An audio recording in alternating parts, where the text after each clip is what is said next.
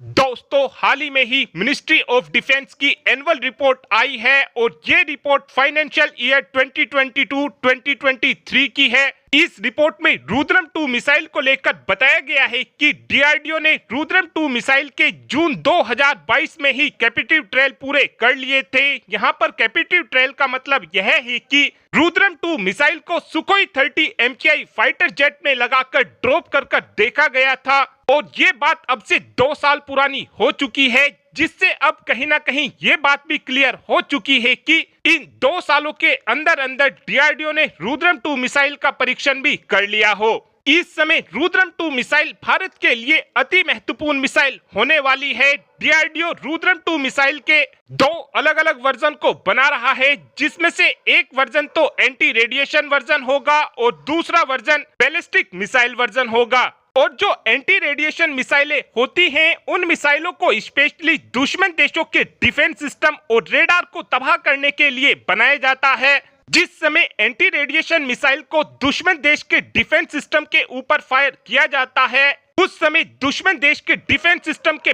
बचने के चांसेस ना के बराबर होते हैं। रुद्रम मिसाइल की खास बात यह है कि जिस समय रुद्रम 2 मिसाइल को दुश्मन देश के डिफेंस सिस्टम के पास में लेकर जाया जाएगा, उस समय हमारी ये रुद्रम 2 मिसाइल दुश्मन देश के डिफेंस सिस्टम की फ्रीक्वेंसी का पता लगाते हुए दुश्मन देश के डिफेंस सिस्टम को हिट करेगी। रुद्रम 2 मिसाइल के एंटी रेडिएशन वर्जन में 2 अलग अलग सीकर का इस्तेमाल किया गया है, जिसमें से पहले सीकर का नाम पैसिव होमिंग सीकर है, दूसरे का नाम इमेजिंग इंफ्रारेड सीकर है। जब भी दुश्मन देश की तरफ से अपने डिफेंस सिस्टम की मदद से हमारे फाइटर जेट को मारने की कोशिश की जाएगी, उस समय रुद्रम मिसाइल के पैसिव होमिंग सीकर की मदद से दुश्मन देश की डिफेंस सिस्टम की लोकेशन का पता लगाकर डिफेंस सिस्टम को मारकर गिरा दिया जाएगा। और अगर दुश्मन देश की तरफ से अपने डिफेंस सिस्टम को बंद कर लिया जाता है, तो उस कंडीशन में जो इंफ्रारेड इमेजिंग सीकर लगा हुआ है, वो काफी आसानी से दुश्मन देश की रेडार और डिफेंस सिस्टम को मार गिराएगा।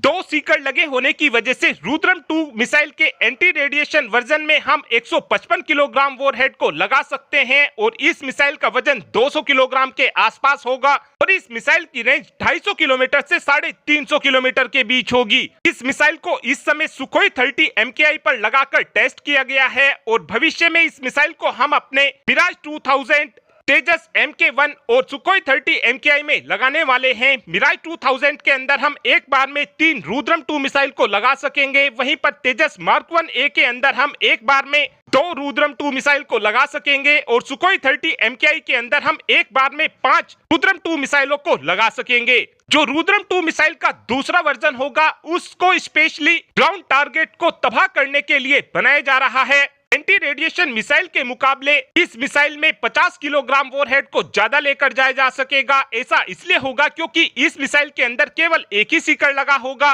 यानी ये मिसाइल 200 किलोग्राम वॉरहेड को लेकर जा सकेगी और इस मिसाइल को स्पेशली दुश्मन देशों के रनवे और बंकर को तबाह करने के लिए बनाया गया है। और अगर फ्यूचर में हमारा चाइना के साथ युद्ध हो जाता है, तो उस समय रुद्रम 2 मिसाइल एक अहम भूमिका निभाएगी। और अब आप ही कमेंट कर बता सकते हैं कि हमारी सेनाओं के पास कितनी संख्या में रुद्रम 2 मिसाइल होनी चाहिए। इस बात का आंसर आप कमेंट बॉक्स में दे सकते हैं। Thanks for watching this video. Have a good day.